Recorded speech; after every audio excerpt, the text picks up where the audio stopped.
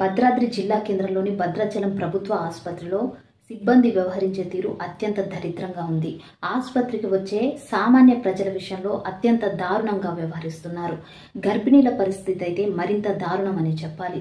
పురిటి నొప్పుల బాధ కంటే తమ పట్ల సిబ్బంది వ్యవహరించే తీరుతోనే తమ ప్రాణాలు పోతాయేమో అనే భయంతో ఆందోళన వ్యక్తం చేస్తున్నారు ఇక్కడికి వచ్చే గర్భిణీ స్త్రీలు. అసలు ఈ ప్రభుత్వ ఆసుపత్రులు ఉండేందుకు సామాన్య ప్రజలకు వైద్యం అందించడానికే కదా, మరి ఎందుకు ఇంత వీరికి పలుపు?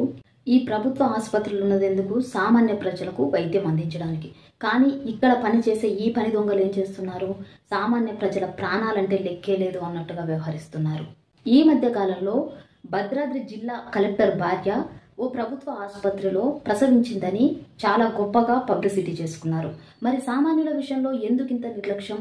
కలెక్టర్ అయితే జిల్లాకు బాసన, లేకపోతే సామాన్య ప్రజలు ఉంటే ఏంటి చస్తే ఏంటి అనే నిర్లక్ష్యమా? ప్రభుత్వ ఆసుపత్రి అన్న పేరే కానీ ఇక్కడ సామాన్య ప్రజలకు వైద్యం అందించడం జీరో అనే చెప్పాలి. ఎందుకంటే నిత్యం మాతా శిశు మరణాల విషయంలో కూడా భద్రాచలం ఆసుపత్రి ముందంజలోనే ఉంది.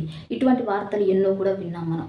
ఆసుపత్రిలో అయితే వీధి కుక్కలు మనుషుల్లా తిరుగుతున్నా కూడా పట్టించుకోకుండా ఉన్నారు. ఇక్కడ ఆసుపత్రికి ఓ వ్యక్తి తన భార్యను ప్రసవం కోసం తీసుకొచ్చాడు. వాళ్ళ విషయంలో ఆసుపత్రి సిబ్బంది ఎంత నిర్లక్ష్యంగా ఉందో చూడండి. అసలు ఆసుపత్రికి ప్రజలు వస్తున్నారంటే వాళ్ళకు కావాల్సిన వైద్యం అందించడానికే కదా వీలుంది.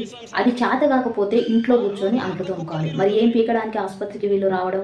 ఆసుపత్రిలో ఇంత ఘోరాలు జరుగుతున్నా ఆసుపత్రి సూపరింటెండెంట్కి విషయం తెలియదా? లేకపోతే తెలిసి కావాలనే డ్రామాలు ఆడుతున్నాడా? సామాన్య ప్రజల విషయంలో ఒకలాగా వ్యవహరించే సిబ్బంది కలెక్టర్ విషయంలో ఒకలాగా వ్యవహరిస్తుంది. అంటే జిల్లా అధికారుల విషయంలో ఒకలాగా, సామాన్య ప్రజల విషయంలో ఒకలాగా. ఇదేనా ప్రభుత్వ వైద్యశాలలో మీరు ప్రజలకు అందించే వైద్యం?